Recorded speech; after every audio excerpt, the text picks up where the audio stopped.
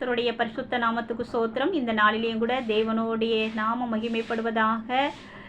நீதிமொழிகள் 8வது அதிகாரம் 17வது வசனத்தில், அதிகாலையில் என்னை தேடுகிறவன் எவர்களோ அவர்கள் கண்டடைவார்கள் என்று ஆண்டவர் சொல்லுகிறாங்க. அதிகாலையில் யாரெல்லாம் அவர்களை ஏசப்பாவை தேடுகிறார்களோ அவர்கள் தேவனை கண்டடைவார்கள் என்று சொல்லி ஆண்டவர் சொல்லுகிறாங்க.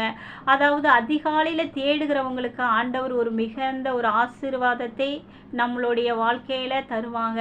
ஆனால் நம்ம முதலாவது நம்ம தேவனை தேடுகிறதற்கு பதிலாக நம்ம எங்கே நம்ம தேடி போகிறோம் அப்படி சொல்லி பார்க்கும் பொழுது மிகுந்த ஆண்டவரை தேடுகிற நபர்கள் அதில் கம்மியாக தாங்க இருப்பார்கள்.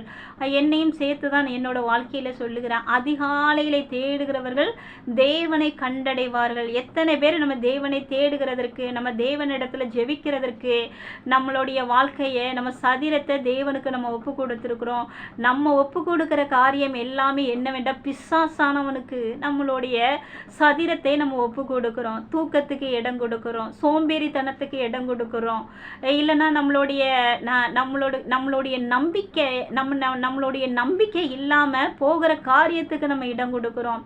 இப்படி எத்தனையோ காரியங்களுக்கு நம்ம இடம் கொடுக்கிறவர்களாய் காணப்படுகிறோம். ஆனால் முதலாவது நம்ம தேவனை தேடணும். அப்படி நம்ம தேவனை தேடும் பொழுது தான் நம்மளுடைய வாழ்க்கையில் நம்ம என்ன காரியங்களை நினைத்திருக்கிறோமோ அந்த காரியம் நம்மளுடைய வாழ்க்கையில் கிடைக்கும்.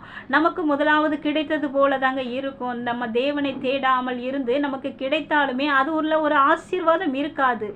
ஆனால் நம்ம முதலாவது தேவனை நம்ம தேடும் பொழுது அதிகாலையில் எழுந்திருச்சு நம்ம தேவனிடத்தில் நம்ம ஜெபிக்கும் பொழுது தான் நம்மளுடைய சரீரத்துக்கு என்னென்ன தேவைகளோ அது எல்லாமே ஆண்டவர் தருகிற தேவனாக இருக்கிறாங்க. ஆனால் நம்மளுடைய வாழ்க்கையில் நம்ம எந்த இடத்துக்குலாம் நம்ம தேடி போகிறோம் அப்படி சொல்லி பார்க்கும் பொழுதே நம்ம காலையில் எழுந்திரிச்ச உடனே என்ன தெரியுமாங்க செய்வோம்? நம்ம வாக்கிங் போவோம், இல்லைன்னா நம்ம ஜிம்முக்கு போவோம், இல்லைன்னா மொபைல் எடுத்து நம்ம நோண்டி கொண்டு இருப்போம், இல்லைன்னா டிவி பார்ப்போம். இப்படி எத்தனையோ காரியம் நம்மளுடைய வாழ்க்கையில் நம்ம செய்து கொண்டு இருப்போம். ஆனால் அது வாழ்க்கை இல்லைங்க.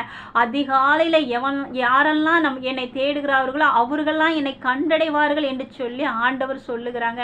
எத்தனை பேர் நம்ம ஆண்டவரை நம்ம தேடுகிற பிள்ளைகளாய் நம்ம காணப்படுகிறோம். அந்த உலகத்துக்கும் நமக்கும் ஒரு வித்தியாசம் உண்டுங்க. தேவனுடைய பிள்ளைகள் அதிகாலையில் எழுந்திருச்சு தேவனை தேடி தேவனுடைய ஆலயத்துக்கு அவர் நாட்டப்பட்டவர்களாய் காணப்படும் பொழுதுதான் அவர்களுடைய வீட்டுக்கும் அவர்களுடைய பிள்ளைகளுக்கும் அவர்களுக்கும் ஒரு ஆசீர்வாதம் உண்டு. ஆனால் நம்மளுடைய வாழ்க்கை எப்படி இருக்கிறது? சோர்ந்து போன ஒரு நிலைமை, தூக்கத்துக்கு இடம் கொடுக்கிற ஒரு நிலைமை, இப்படி எல்லாம் ஒரு காரியம் நம்மளுடைய வாழ்க்கையில் காணப்படுகிறத தேவன் எல்லாவற்றையும் அறிந்திருப்பாங்க. நம்ம இந்த உலகத்திலிருந்து பிரிக்கப்பட்ட பிள்ளைகளாக நம்ம காணப்படும் பொழுது நம்ம தேவனை அதிகாலையில் எழுந்திருச்சு தேடுகிற ஒரு பிள்ளைகளாக நம்ம காணப்படணும். ஆனால் நம்ம மற்ற எல்லா காரியங்களுக்கும் நம்ம இடம் கொடுக்குறோம். நான் வாக்கிங் போனால் என்னோட சரீரத்தில் இருக்கிற எல்லா வியாதிகளும் சுகமடையும் என்று சொல்லி நான் வாக்கிங் போகிறேன்.